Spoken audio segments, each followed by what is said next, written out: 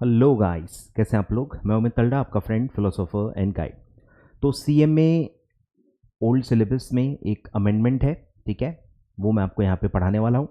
This is with respect to applicability of accounting standards, ठीक है। Accounting standard का जो एप्लीकेबिलिटी हम पढ़ते हैं, corporate entities, non corporate entities, उसमें ये अमेंडमेंट है और ये इंस्टीट्यूट ने ही ऐड किया है आपके स्टडी मटेरियल में through corrigendum.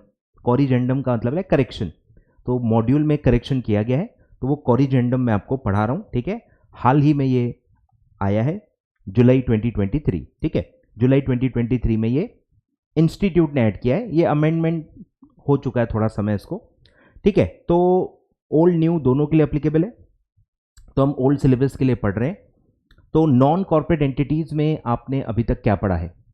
Non corporate entities में आपने पढ़ा था लेवल 1, लेवल 2, लेवल 3। पहले 3 ही लेवल्स होती थी, अब ये चेंज हो गई है। अब इसको 4 लेवल्स में कन्वर्ट कर दिया गया है, ठीक है। 4 लेवल्स होती हैं अब for applicability of accounting standard to non corporate entities, ठीक है। तो 1 एंड 2 में ज़्यादा चेंज नहीं है, आई थिंक 3 में भी ज़्यादा चेंज नहीं है, 4 पूरा नया चेंज है, नया है। तो 3 एंड 4 पे आपको ज़्यादा ध्यान देना है। चलिए स्टार्ट करते हैं। तो सबसे पहले आते हैं कि कैटेगरी कौन सी है, non corporate entities. Corporate entity की हम बात नहीं कर रहे, कॉर्पोरेट एंटिटी की यहां पे बात नहीं कर रहे, कॉर्पोरेट एंटिटी सेम है, ठीक है। नॉन कॉर्पोरेट एंटिटी की हम यहां पे बात करेंगे। तो सबसे पहला होता है लेवल 1 एंटिटी, ठीक है। क्या आपके फिल्टर्स हैं कि आप लेवल 1 एंटिटी में आ जाओगे? तो ये आप पढ़ चुके हो, सेम है पूरा। नॉन कंपनी एंटिटीज, ठीक है। अब यहां पे नॉन कंपनी वर्ड यूज किया गया है, नॉन कॉर्पोरेट नॉन कंपनी को लूजली यूज किया गया है, ठीक है, कि कंपनी के अलावा कोई और कॉर्पोरेट बॉडी ज्यादा होती नहीं है, ठीक है। एलएलपी होती है, but I don't know the reason कि यहां नॉन कंपनी एंटिटी वर्ड क्यों यूज किया गया है, जबकि ऊपर आप देखोगे तो कैटेगरी नॉन कॉर्पोरेट एंटिटीज है, ठीक है। तो ठीक है, माफ कर देते हैं इनको। तो non corporate entities which fall in any one or मोर, ठीक है। ये भी कंसेप्चुअली आपका क्लियर है, आपको किसी एक में सिर्फ आना है। अगर आप किसी एक में भी आ गए तो आप लेवल 1 में आ जाओगे, सारे कंडीशंस फॉलो करने की जरूरत नहीं है, ठीक है। Any one or more of the following categories at the end of relevant accounting year are classified as level 1 entities, ठीक है। नंबर 1 कि अगर आप लिस्टेड हो या इन प्रोसेस ऑफ लिस्टिंग हो, ठीक है। Entities who securities are listed और are in the process of listing on any stock exchange whether in India और आउटसाइड इंडिया, ठीक है। तो लिस्टेड और propose to be listed company जो भी इंडिया में है और आउटसाइड है, वो सब लेवल 1 में क्लासिफाई हो जाएंगी। Number 2 banks including cooperative banks, ठीक है। इंक्लूडिंग पे एमसीक्यू बनते हैं, ध्यान देना। तो कोऑपरेटिव बैंक भी इंक्लूडेड है और कोई स्पेसिफिक एक्सक्लूजन नहीं किया गया है जो टिपिकली रहता है, बट कुछ लिखा हुआ नहीं है। Banks including cooperative banks, financial institutions और entities carrying on insurance business, ठीक है। बैंक्स, फाइनेंशियल इंस्टीट्यूशंस और इंश्योरेंस कंपनी, ठीक है। ये 3 में अगर आप आते हो तो विदाउट एनीथिंग आप सीधे सीधे लेवल 1 में क्लासिफाई हो जाओगे। फिर है अदर, जो भी बैंक्स नहीं है, लिस्टेड नहीं है, प्रोसेस ऑफ लिस्टिंग में नहीं है, तो उनके लिए कुछ और लिमिट्स होती है। पहला है टर्नओवर लिमिट, ठीक है। ध्यान दो, टर्नओवर का लिमिट क्या है? All entities engaged in commercial, industrial और बिजनेस एक्टिविटी। ये तो आप इंट्रो में ही पढ़ चुके हो कि एएस लागू ही किस पे होते हैं? जो कमर्शियल, इंडस्ट्रियल या बिजनेस एक्टिविटीज करते हैं वो, ठीक है। तो कोई भी इनमें से कोई entity whose turnover excluding other income, मतलब ऑपरेटिंग इनकम हम चेक करेंगे, अदर इनकम एक्सक्लूड करके चेक करेंगे, ठीक है। एक्सीड्स यानी एग्जैक्ट 250 भी नहीं चलेगा, एक्सीड होना चाहिए 250 करोड़ इन इमीडिएटली प्रीसीडिंग अकाउंटिंग ईयर, ठीक है। तो एक्सीडिंग 250 है crore in the immediately preceding accounting year, तो आप लेवल 1 में आ जाओगे। फिर है सेम बोरिंग्स के लिए है, बोरिंग्स इंक्लूडिंग पब्लिक डिपॉजिट्स, ठीक है। बोरिंग्स में जो नॉर्मल मीनिंग आता है वो तो आएगा ही आएगा, सारे आपके बोरिंग्स, जो पैसा आपने लिया है जो आपको वापस करना है, वो सब बोरिंग्स में आता है। और पब्लिक डिपॉजिट भी बोरिंग में इंक्लूड किया जाएगा फॉर दिस पर्पस, और वो कितना होना चाहिए? In excess of 50 crore. Exact 50 level 1 में नहीं आएगा, टर्नओवर एग्जैक्ट 250 करोड़ लेवल 1 में नहीं आएगा, ठीक है। क्लियर रखना, क्योंकि वो आपको बॉर्डरलाइन केस पे ही चेक करेंगे, तो आपको ध्यान देना है। तो ये दोनों में एक्सीड लिखा है, तो एक्सीड वाले ही आएंगे, एग्जैक्ट वाले नहीं आएंगे, ठीक है। सेम, और holding subsidiary of any of the above, इसमें एसोसिएट कंपनी अब नहीं है, ये भी आपको ध्यान देना है। सिर्फ होल्डिंग एंड सब्सिडरी, और कोई भी कवर्ड नहीं है, holding and subsidiary entities of any one of the above, ठीक है। तो वो सारे भी लेवल 1 में आ जाएंगे। तो 5 क्लॉजेस हैं, ऑलमोस्ट सेम है। लिमिट्स अपडेट हो चुके हैं, मैं आपको ऑलरेडी बता चुका था। टर्नओवर लिमिट 250 करोड़ हो गई है और बोरिंग की लिमिट 50 करोड़ हो चुकी है, ठीक है। अब इन पे कौन से एएस अप्लाई होंगे, ध्यान दो। एप्लीकेबिलिटी क्या है? Level 1 entities are required to comply in full and with all accounting standards. However, AS 21, 23, 25, 27 will apply based on the regulatory requirement, क्योंकि ये बहुत ही स्पेसिफिक एएस है। जैसे 21 आपको पता है कंसोलिडेटेड फाइनेंशियल स्टेटमेंट्स है, मतलब अगर आप होल्डिंग सब्सिडरी स्ट्रक्चर में हो, अगर आप होल्डिंग सब्सिडरी स्ट्रक्चर में हो, अगर आपकी कोई सब्सिडरी है तो ही कंसोलिडेशन करना पड़ेगा ना भाई। अगर आप एक स्टैंड अलोन कंपनी है, आपकी कोई सब्सिडरी नहीं है, तो अप्लाई नहीं होगा, समझ रहे हो। तो आप उस स्ट्रक्चर में हो, उसकी एप्लीकेबिलिटी में आते हो तो ही अप्लाई होगा। 23 सेम सब आपको मैं दिखा देता हूं, आपको याद नहीं होगा, ठीक है। 21 कंसोलिडेशन, 23 आपका इन्वेस्टमेंट्स, ठीक है। इन्वेस्टमेंट इन एसोसिएट्स, एसोसिएट कंपनी, तो एसोसिएट है तो ही अप्लाई होगा। अरे भाई मेरी एसोसिएट कंपनी नहीं है तो अप्लाई नहीं होगा, ठीक है। तो इस हिसाब से वो दिया गया है। फिर है 25 एंड 27। 25 है इंटरिम फाइनेंशियल रिपोर्टिंग, अगर वो आप पे अप्लाई होता है उसके हिसाब से। अगर आप इंटरिम फाइनेंशियल बना रहे हो तो ही अप्लाई होगा ना। अगर कोई इंटरिम फाइनेंशियल बना ही नहीं रहा, रिक्वायरमेंट ही नहीं, उसको कोई लोन या कहीं भी इंटरिम देने की जरूरत ही नहीं पड़ रही है, तो ये अप्लाई नहीं होगा, समझ रहे हो। ये सारे ऐसे हैं कि आप उस दुनिया में हो तो अप्लाई होगा, अगर उस टाइप का कुछ स्ट्रक्चर नहीं है तो अप्लाई नहीं होता है। जेनेरिक नहीं है, वो बहुत ही स्पेसिफिक है, स्पेशल है। और फिर आता है 27 यानी जॉइंट वेंचर, ठीक है। तो ये सारे स्ट्रक्चरल वाले हैं, अगर आप उस टाइप केस में हो तो अप्लाई होता है, नहीं तो नहीं होता है। मतलब कोई एग्जम्पशन नहीं है। बेसिकली क्या कहना है, कोई स्पेसिफिक खुद होके एग्जम्पशन नहीं है लेवल 1 एंटिटीज को। लेवल 1 को सब अप्लाई होता है। ये सारे स्पेसिफिक एएस हैं, तो अगर ये स्पेसिफिकली अप्लाई होते हैं तो कंप्लाई करना है, अप्लाई नहीं होते तो अप्लाई नहीं करना है, ठीक है। मतलब कोई एग्जम्पशन नहीं है, ऐसा आप लिख सकते हो, no exemption to level 1 entities. आगे बढ़ते हैं, फिर आते हैं लेवल 2। अब रेंज देखो नीचे होते जाएगी, आपको बेसिकली रेंज पे ही ध्यान देना है, ठीक है। अब लेवल 2 में क्या होगा भाई, same non corporate entities which are not in level 1। कोई भी कंपनी मल्टीपल लेवल्स में नहीं आ सकती, आप किसी एक ही लेवल में आ सकते हो, तो इसीलिए हर जगह लिखा रहेगा। अगर मैं लेवल 2 चेक कर रहा हूं मतलब वो लेवल 1 में नहीं होनी चाहिए। अगर कोई लेवल 1 में है तो फिर आप लेवल 2, लेवल 3, लेवल 4 चेक ही नहीं करोगे। एक बार कोई एक लेवल में आप आगे, बात खत्म हो गई, आए ख्याल में। तो कोई कंपनी अगर लेवल 1 में नहीं आ रही है तो हम चेक करेंगे कि वो लेवल 2 में आ रही है क्या, ठीक है। Not in level 1 entities but fall in one of the more following categories, same. अब इसमें लिस्टिंग का कोई क्राइटेरिया नहीं है, बैंक या कोई स्पेसिफिक बिजनेस का कोई इसमें क्राइटेरिया नहीं है। इसमें टिपिकल है टर्नओवर और बोरिंग की लिमिट्स हैं, ठीक है। टर्नओवर की लिमिट अब थोड़ी सी नीचे होते जाएगी, मतलब छोटे कंपनीज को कवर किया गया है और उनको हल्के हल्के हल्के हल्के रिलैक्सेशंस दिए गए हैं अप्लीकेबिलिटी ऑफ अकाउंटिंग स्टैंडर्ड में, ठीक है। तो टर्नओवर की लिमिट एक लेयर नीचे जाएगी। एक्सीड करता है 250 करोड़ से तो लेवल 1 में आएगा। यहां है 50 करोड़ अगर वो एक्सीड करता है, और अगर वो अप टू 250 करोड़ है, मतलब एग्जैक्ट 250 करोड़, लेवल 2 में आएगा। आए ख्याल में। डज नॉट एक्सीड 250 करोड़ का मतलब क्या होता है, अप टू 250, जिसमें एग्जैक्ट 250 भी कवर हो जाएगा। तो exceed 50 crore, exact 50 crore level 2 में नहीं आएगा। आई होप कुछ पल्ले आपके पड़ रहा है, अगर आपने पहले पढ़ा है आई होप आपको पल्ले पड़ रहा होगा, ठीक है। ये लिमिट्स आप पहले एक बार पढ़ चुके होंगे, ठीक है। तो एक्सीड 50 करोड़ लिखा है, मतलब एग्जैक्ट 50 करोड़ लेवल 2 में नहीं आएगा, वो नीचे आएगा लेवल 3 में। और एग्जैक्ट 250 करोड़ लेवल 1 में नहीं आएगा, वो लेवल 2 में आएगा। क्लियर है क्या। तो ये रेंज आपको ख्याल में रखती है, exceeding 50 crore but up to 250 crore अगर आपका टर्नओवर है तो आप लेवल 2 में क्लासिफाई किए जाओगे। सेम गोज फॉर बोरिंग्स, अगर 10 करोड़ से एक्सीड कर रहा है, एग्जैक्ट 10 करोड़ कवर नहीं है, एक्सीड 10 करोड़ हो रहा है एंड अप टू 50 करोड़ अगर ये है, बोरिंग्स है इंक्लूडिंग पब्लिक डिपॉजिट्स, तो आप लेवल 2 एंटिटी में क्लासिफाई किए जाओगे। क्लियर है क्या। सब सेम है, turnover excluding other income same है, borrowings including public deposit same है, immediately preceding accounting year same है, ठीक है। Holding subsidiary of any above, सिर्फ टर्नओवर और बोरिंग की लिमिट है और होल्डिंग सब्सिडरी उनकी, मतलब और कोई क्राइटेरिया नहीं है। क्लियर है। तो ये नंबर्स आपको बेसिकली ख्याल में रखने हैं। अब इनको अप्लाई क्या होता है ध्यान देना है।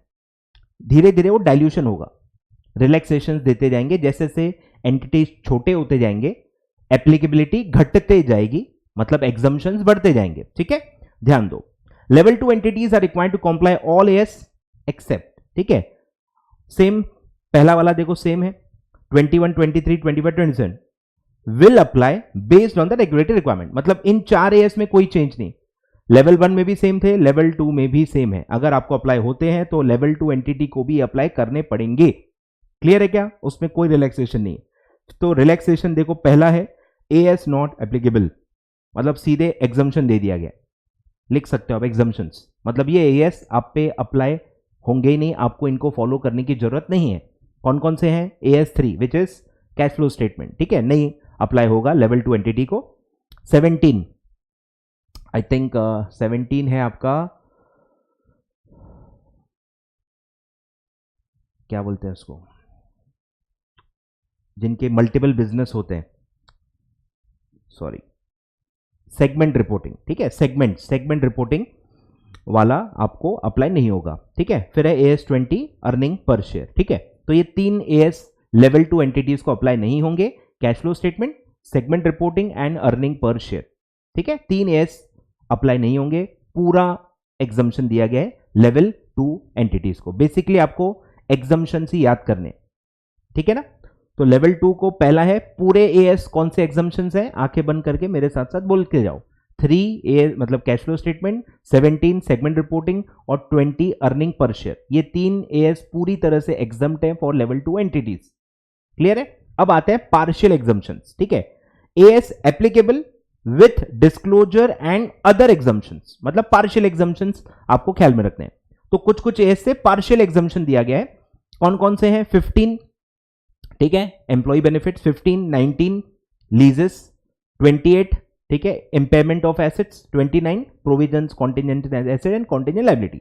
तो 4 AS में पार्शियल एग्जम्पशन दिया गया है, 15, 19, 28, 29, 15, 19, 28, 29 सब याद करना है और कोई भी रास्ता नहीं, ठीक है, सब रट्टा मारना है, लिटरली रट्टा मारना है, कुछ भी नहीं कर पाओगे। ठीक है, तो बोल बोल के बार बार रिविजन्स करो, आपको एग्जाम तक मेरे हिसाब से याद हो जाना चाहिए। ठीक है, तो फुल एग्जम्पशंस क्या है, देखो मैं आपको वही हेल्प कर रहा हूं। ठीक है, ध्यान दो, मैं खुद देखो मैं रट्टा मारने की कोशिश कर रहा हूं, तो आंखें बंद करके मैं कोशिश करता हूं। देखो पहले लेवल 2 में फुल एग्जम्पशंस क्या क्या है?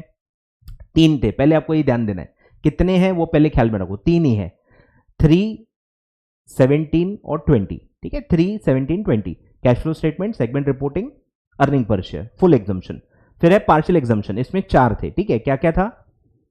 15, 19, 28, 29, 15, 19, 28, 29। ठीक है, 15 है एम्प्लॉय बेनिफिट्स, 19 है लीजेस, 28 है इम्पेयरमेंट, 29 है provisions contingent asset contingent liability. ठीक है, तो ऐसे 4 पार्शियल एग्जम्पशन है लेवल 2 में, मतलब लेवल 2 तो आपको याद हो जाना चाहिए। एक एक करके करो, लोग क्या है ना, मैं अभी बैठा हूं ना, मैं सब एक साथ कर लूंगा, ऐसा नहीं होता। खाना अपन एक एक रोटी एक एक बाइट खाते हैं ना, पूरा ऐसे खा लेते हो क्या? नहीं ना, सेम रूल है, हजम करो, पहले एक एक चीज खाओ, उसको चबाओ। ठीक है, तो पहले सिर्फ लेवल 2 आप अभी याद करो, याद करने का जो प्रेशर है अभी लेवल 2 का ले लो, लेवल 2 काफी इजी है। अब आते हैं लेवल 3, ध्यान दो, लेवल 3 एंटिटी मतलब ऐसी एंटिटी जो लेवल 1 और लेवल 2 में नहीं आ रही। ठीक है, फिर हम चेक करेंगे कि लेवल 3 में आ रही है क्या। One or more of the following, same 2 he limits हैं, टर्नओवर और बोरिंग्स और holding subsidy of the above. Levels थोड़ी और नीचे हो जाएंगी। लेवल 1 में क्या था? टर्नओवर के लिए एक्सीड्स 250। लेवल 2 में क्या था? Exceeds 50 but does not exceed 250। अब मतलब हम 50 करोड़ के भी नीचे जाने वाले हैं। ठीक है, तो एक नया रेंज डाला गया है, exceeds 10 crore but does not exceed 50 crore. मतलब एग्जैक्ट 50 करोड़ कहां कवर होगा? लेवल 3 में। एक्सीड्स 10 करोड़, ठीक है, exceeds 10 crore but does not exceed 50 crore, तो आप लेवल 3 में आओगे। बोरिंग्स के लिए लिमिट है exceeds 2 crore does not exceed 10 crore. Boring की रेंज मेरे को याद दिलाओ, पहली लेवल में था बोरिंग विच एक्सीड्स 50 करोड़। ठीक है, लेवल 2 में क्या था? Exceeds 10 crore but does not exceed 50 crore.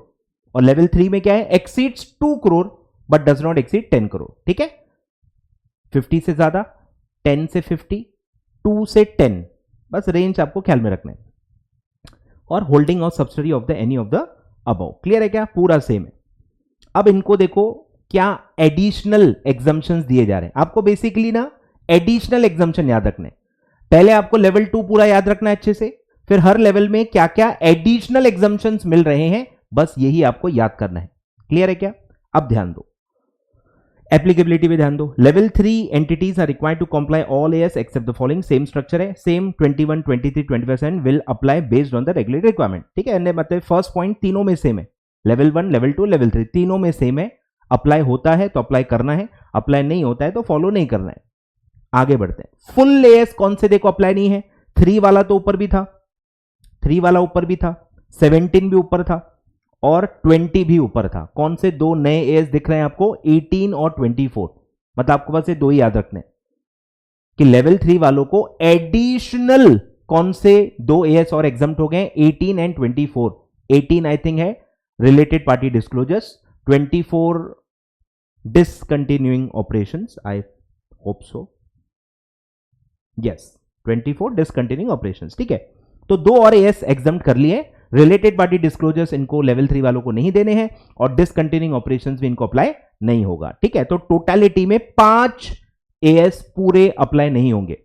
Same 3, 17, 20 वही सीक्वेंस चलने दो, 3, 17, 20 ये तीन थे ही। अब दो कौन से नए जुड़ गए? 18 एंड 24। तो 3, 17, 20, 18, 24 5 फुल एएस लेवल 3 पे अप्लाई नहीं होंगे। क्लियर है यहां तक? आगे बढ़ते हैं। फिर है पार्शियल एग्जम्पशंस। पहले कौन कौन से थे? 4 थे, अगर आपको याद होगा। बोलो क्या क्या 4 थे? 15, 19, 28, 29। चारों नीचे दिख रहे हैं देखो, 15, 19, 28, 29। दो और ऐड हो गए इसमें भी, ये भी आसान है याद रखना। ऊपर भी दो ऐड हो रहे हैं, इधर भी दो ऐड हो रहे हैं। तो दो कौन से ऐड हो रहे हैं? 10 और 11। 10 है आपका प्रॉपर्टी प्लांट एंड इक्विपमेंट, 11 है आपका फॉरेन एक्सचेंज। ठीक है, तो 10 और 11 एडिशन ऐड हो रहे हैं, तो टोटल अब हो जाएंगे 6 एएस जिसमें पार्शियल एग्जम्पशंस मिलेंगे लेवल 3 एंटिटीज को। क्लियर है क्या? आगे बढ़ते हैं। फिर है लास्ट बैलेंसिंग कैटेगरी। ठीक है, जो पहले भी थी, लेवल 3 थी, अभी लेवल 4 हो गई है। Non corporate entities which are not covered in level 1, level 2, level 3, जो भी तीनों में नहीं आएगा वो ऑटोमेटिकली बैलेंसिंग कैटेगरी लेवल 4 में आ जाएगा। अब उन पे क्या क्या एग्जम्पशन है ध्यान दो। Same except this same. अब इसमें ध्यान देना, पहली लाइन में 14 भी ऐड हो गया। 14 एएस भी अगर अप्लाई होता है तो ही करना है, नहीं तो नहीं करना है। 14 भी क्या है? अमालगमेशन। अमालगमेशन, अगर आपने अमालगमेशन किया है, किसी कंपनी को टेक ओवर किया है तो ही अप्लाई होगा। अरे भाई आपने किसी को अमालगमेट किया ही नहीं है तो एएस क्यों को अप्लाई करना पड़ेगा? मतलब लॉजिकली मुझे ऐसा लगता है कि 14 तो ऊपर भी होने चाहिए, वो भी स्पेसिफिक है, ट्रांजैक्शन रिलेटेड है। वो ट्रांजैक्शन हुआ है तो अप्लाई होता है, ट्रांजैक्शन हुआ ही नहीं तो अप्लाई नहीं होना चाहिए। तो आई डोंट नो लेवल 1, 2, 3 में 14 वाला क्यों नहीं डाला ऊपर और यहां क्यों डाला है। ठीक है, मुझे भी नहीं पता। तो बाकी सेम है, 21, 23, 25, 27, 14 भी इसमें ऐड हो गया। ठीक है, मतलब ये 4 या 5 जो है ये अगर अप्लाई होते हैं तो ये किसी को भी माफ नहीं है, इसका ये मतलब निकलता है। सब में लिखा हुआ है कि अगर अप्लाई होता है तो अप्लाई करना है, मतलब इससे कोई एग्जम्पशन नहीं मिल सकता। मतलब अगर आप अमालगमेशन कर रहे हो तो आपको अमालगमेशन का फॉलो करना ही करना पड़ेगा, आप कोई भी रहो। अगर आपकी कोई सब्सिडी है तो आपको एएस 21 अप्लाई होगा ही होगा। क्लियर है क्या? ध्यान देना। आगे बढ़ते हैं। तो ये पूरा सेम है। अब आते हैं फुल एग्जम्पशंस। ठीक है, 3 पहले भी था, 17 पहले भी था, 20 पहले भी था, 18 भी ऊपर था, 24 भी ऊपर था। एक और एएस ऐड हो गया है विच इज 28 इम्पेयरमेंट। ठीक है, यहां इम्पेयरमेंट ऊपर भी था, हाँ 28 नीचे है ऊपर नहीं है। ठीक है, थोड़ा हल्का कंफ्यूजन आपका चालू हो जाएगा, ध्यान देना। यहां फुल एग्जम्पशन में जब कोई चीज फुल एग्जम्प्ट है तो वो नीचे पार्शियल एग्जम्पशन में नहीं आएगी, ये चेंज आपको ख्याल में रखना पड़ेगा। ठीक है, तो यहां एक ही एएस ऐड हो रहा है, 3, 17, 20 ये पहले था लेवल 2 में। फिर दो एएस ऐड हुए थे, 18 और 24। ठीक है, तो 18 भी है, 24 भी है, बस एक और एएस यहां पे ऐड हो रहा है, 28। क्लियर है क्या?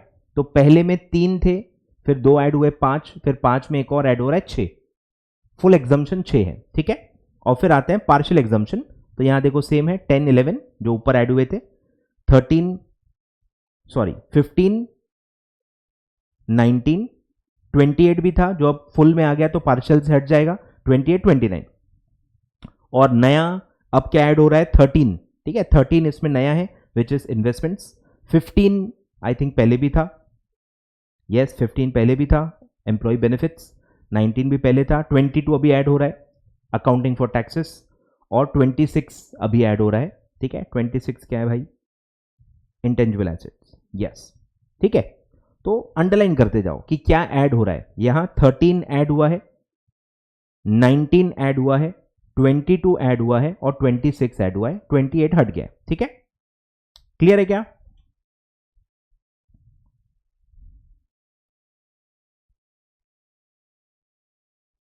क्लियर है, कंपेयर कर लो, ठीक है। 15, 19, 28, 29, 28 बस हट गया, 11, 10 और 11 भी था, तो यहां बस ऐड हो रहा है 13, 19, 22, 26, 3 ऐड हो रहे हैं और एक हट रहा है, 3 ऐड हो रहे हैं और एक हट रहा है, ठीक है।